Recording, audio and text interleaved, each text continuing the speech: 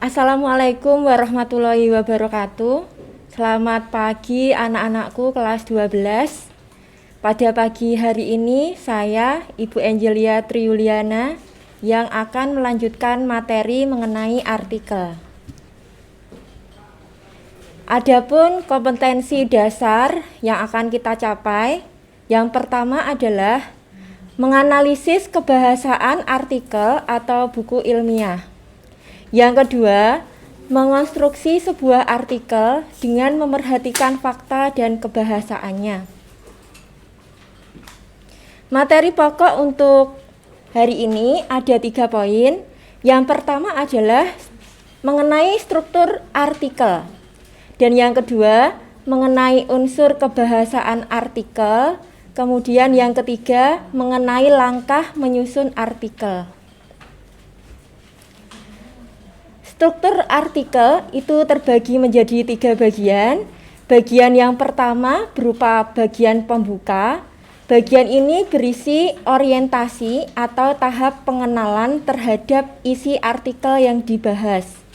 Kemudian untuk tahap yang kedua berupa isi, yaitu berupa uraian penjelasan pokok permasalahan yang dibahas. Kemudian bagian yang ketiga yaitu penutup, merupakan simpulan yang berisi kalimat kunci yang merangkum pembahasan ke dalam bentuk yang lebih ringkas serta jelas. Kemudian lanjut pada unsur kebahasaan artikel. Unsur kebahasaan artikel ada beberapa macam. Untuk yang pertama ada adverbia. Apa itu adverbia? Adverbia adalah kata keterangan yang digunakan untuk mengekspresikan sikap penulisnya. Agar dapat meyakinkan pembacanya, diperlukan ekspresi atau kepastian yang dipertegas dengan keterangan atau adverbial frekuentatif, yaitu seperti kata selalu, biasanya, sebagian besar, sering, kadang-kadang, dan jarang. Kemudian untuk kaidah kebahasaan berikutnya yaitu ada kosakata. Apa itu kosakata? Mungkin kalian sudah tidak asing. Kosakata merupakan perbendaharaan kata-kata. Kosakata yang digunakan itu mencakup beberapa hal. Yang pertama harus aktual. Arti dari aktual artinya menjadi bahan perbincangan. Kemudian yang kedua yaitu harus fenomenal, artinya luar biasa, hebat, dan dapat dirasakan oleh panca indera. Kemudian berikutnya ada editorial. Editorial itu merupakan artikel yang ditulis untuk mengungkapkan pendirian editor atau pemimpin surat kabar.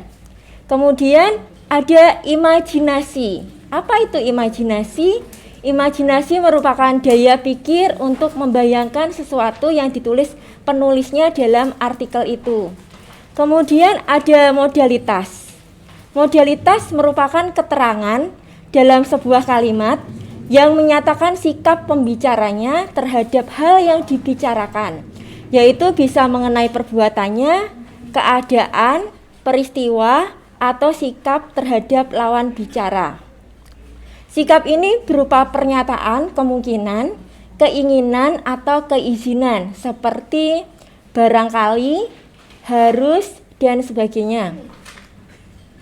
Kemudian ada nukilan. Apa itu nukilan? Nukilan itu kutipan atau tulisan yang biasanya dicantumkan dalam artikel itu. Kemudian ada keterangan aposisi.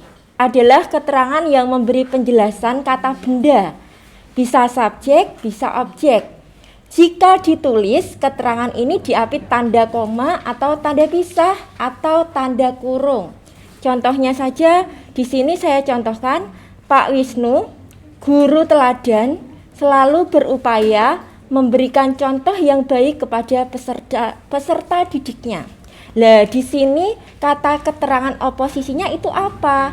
Yang saya beri tulisan tanda cetak miring di sini ya, guru teladan. Ini keterangan oposisinya yang ditandai dengan tanda baca koma. Selanjutnya, langkah dalam menyusun artikel ada beberapa hal. Yang pertama, kita tentukan temanya dulu. Artikel mau temanya apa, bisa tentang pendidikan, kesehatan, atau tentang lingkungan. Kemudian yang kedua, menetapkan tujuan penulisannya untuk apa? Untuk menghibur, apa untuk menyampaikan sesuatu, atau untuk mengajak, atau untuk meyakinkan, dan yang lainnya. Bisa kalian tentukan dulu tujuan penulisannya untuk apa. Kemudian yang ketiga, merumuskan ide pokoknya. Ide pokok permasalahannya apa? Nah, itu perlu kita rumuskan sebelum menyusun sebuah artikel. Kemudian yang keempat, yaitu mengembangkan sesuai jenis artikel itu. Kemudian yang kelima, baru kita membuat kesimpulan dari artikel itu secara ringkas. Dalam menulis atau menyusun artikel ada beberapa pola pengembangan. Di sini ada 5. Yang pertama, pola pengembangan topik. Apa itu pola pengembangan topik? Artinya, penulis memecahkan suatu tema atau topik menjadi sub-subtopik atau bagian-bagian kecil, baru kemudian menganalisis pemecahannya. Kemudian yang kedua, pola masalah dan pemecahannya. Artinya, penulis mengemukakan masalah terlebih dahulu, baik masalah pokok atau beberapa masalah dalam tulisannya. Kemudian yang ketiga, ada pola kronologi. Kronologi artinya menyajikan sesuatu dengan urutan waktu kronologis secara urut kejadiannya. Kemudian yang keempat, pendapat dan alasan pemikiran, artinya penulis menyampaikan pendapatnya beserta argumen secara jelas tentang suatu hal di dalam artikel itu. Kemudian yang kelima, ada pola perbandingan. Artinya di dalam pola ini menunjukkan beberapa aspek dari satu topik, kemudian ditunjukkan persamaan atau perbedaan dari masalah yang ada di artikel tersebut. Kemudian untuk tugas hari ini, buatlah sebuah artikel dengan topik disiplin belajar di masa pandemi COVID-19 minimal 4 paragraf dengan memerhatikan struktur dan unsur kebahasaan artikel. Bisa anak-anak kerjakan pada kertas folio, kemudian dikumpulkan pada guru bahasa Indonesia masing-masing. Ingat, untuk satu paragraf, dalam membuat sebuah paragraf itu minimalnya satu paragraf terdiri atas 7-8 kalimat.